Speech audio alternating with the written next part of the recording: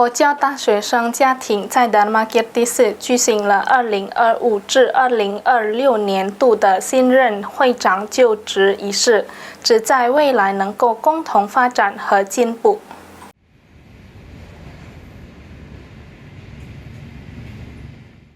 据港 KMBP 是一个为佛教大学生提供宗教活动、社会活动以及自我发展的平台，旨在为校园环境中的佛教学生提供支持。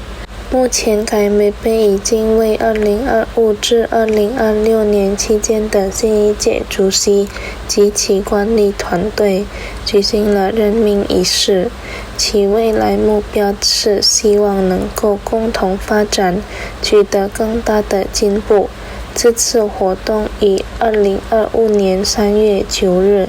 在位于达玛吉蒂寺，具体地址为 Kapten Marzuki 街1 Timur 1区举行。2025至2026年 KMBP 主席 Marco Antoni 表示，他将在巨港积极推动佛教文化的成长，力求使其传播更广、更深入，并对其他佛教社区带来积极的影响。Menurut saya hal yang paling penting yang akan terus kita lanjutkan adalah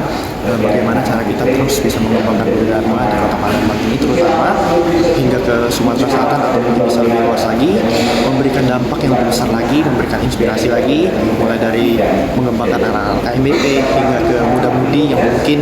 dapat dijangkau lebih luas lagi sampai satu Indonesia dengan tujuan untuk menyebarkan budaya Dharma. 同时2025至2026年 KMBP 公共关系部负责人 Felix Kurniawan 表示，随着新一届管理团队的成立，他希望 KMBP 能够蓬勃发展，并在未来取得更大的成就。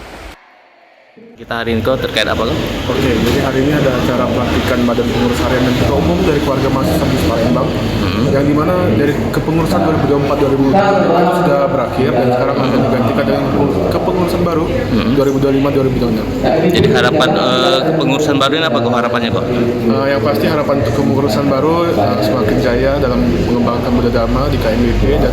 bisa membawa KMBP lebih maju lagi ke depannya。任命仪式以授予纪念牌、祈祷和集体合影环节圆满结束。